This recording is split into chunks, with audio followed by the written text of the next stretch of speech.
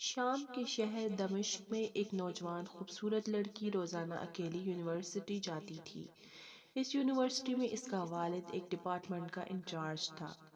ایک دن چھٹی کے وقت فوراً بعد اچانک بادل گرجنے لگے اور زوردار بارش ہونے لگی۔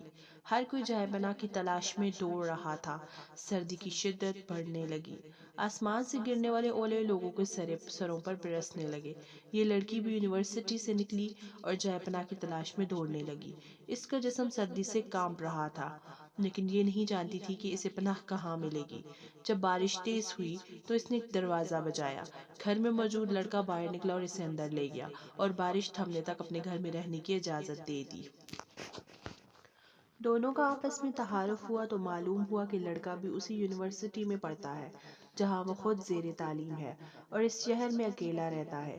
ایک کمرہ، برآمدہ اور باتھ روم اس کا کل گھر تھا۔ نوجوان نے اسے کمرے میں آرام کرنے کو کہا اور اس کے پاس ہیٹر رکھ دیا اور کہا کہ کمرہ جب گرم ہو جائے تو وہ ہیٹر نکال لے گا۔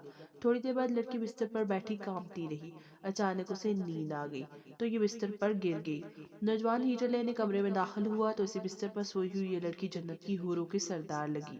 وہ ہیٹر لیتے ہی فوراً کمرے سے باہر نکل گیا، لیکن نوجوان شیطان جو کہ اسے گمراہ کرنے کے موقع کی تلاش میں تھا اسے وسوسے دینے لگا اور اس کے ذہن میں لڑکی کی تصویر خوبصورت بنا کر پیش کرنے لگا۔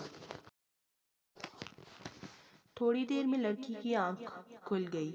جب اس نے اپنے آپ کو بستر پر لیٹا ہوا پایا تو ہڑبڑا کر اٹھ گئی اور گھبراہٹ کے عالم میں بتحاشا باہر کی طرف دوڑنے لگی۔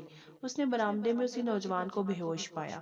وہ انتہائی گھبراہٹ کے عالم میں گھر کی طرف دوڑنے لگی اور پیچھے مڑ کر بھی نہ دیکھا، یہاں تک کہ اپنے گھر پہنچ گئی۔ باپ کی گود میں سر رکھ دیا جو کہ پوری رات اسے شہر کے ہر کونے میں تلاش کرتا رہا۔ اس نے باپ کو تمام واقعات منوعاً سنا دیے اور اسے قسم کھا کر کہا کہ میں نہیں جانتی جس عرصے میں میری آنکھ لگی کیا ہوا میرے ساتھ، کیا کیا گیا، کچھ نہیں پتا۔ اس کا باپ انتہائی غصے کے عالم میں اٹھا اور یونیورسٹی پہنچ گیا اور اس دن غیر حاضر ہونے والے طلباء کے بارے میں پوچھا تو پوچھنے پر پتہ چلا کہ ایک لڑکا شہر سے باہر گیا ہے اور ایک لڑکا بیمار ہے۔ باپ ہسپتال پہنچ گیا تاکہ اس نوجوان کو تلاش کرے اور اس سے اپنی بیٹی کا انتقام لے لے۔ ہسپتال میں اس کی تلاش کے بعد جب اس کے کمرے میں پہنچا تو اسے اس حالت میں پایا کہ اس کی دونوں ہاتھوں کی انگلیاں پٹیوں سے بندھی ہوئی تھی۔ اس نے ڈاکٹر سے اس مریض کے بارے میں پوچھا تو ڈاکٹر نے بتایا جب یہ ہمارے پاس لایا گیا تو اس کے دونوں ہاتھ جلے ہوئے تھے۔ باپ نے نوجوان سے کہا کہ تمہیں اللہ کی قسم ہے مجھے بتاؤ کہ تمہیں کیا ہوا ہے۔ باپ نے اپنا تعارف نہیں کروایا۔ وہ بولا ایک لڑکی کل رات بارش سے بچتی ہوئی میرے پاس پناہ لینے کے لیے آئی، لیکن شیطان مجھے اس کے بارے میں پھسلانے لگا تو میں اس کے کمرے میں ہیٹر لینے کے بہانے داخل ہوا۔ وہ سوئی ہوئی لڑکی مجھے جنت کی حور لگی۔ میں فوراً باہر نکل آیا، لیکن شیطان مجھے مسلسل اس کے بارے میں پھسلا رہا تھا اور غلط خیالات میرے ذہن میں آتے رہے تو میں جب بھی شیطان مجھے برائی پر اکساتا میں اپنی انگلی آگ پر رکھ دیتا اور جلاتا تاکہ جہنم کی آگ اور اس کے عذاب کو یاد کروں اور اپنے نفس کو برائی سے باز رکھ سکوں، یہاں تک کہ میری ساری انگلیاں جل گئی اور میں بے ہوش ہو گیا۔ مجھے نہیں پتا کہ میں اسپتال کیسے پہنچا۔ یہ باتیں سن کر باپ بہت حیران ہوا۔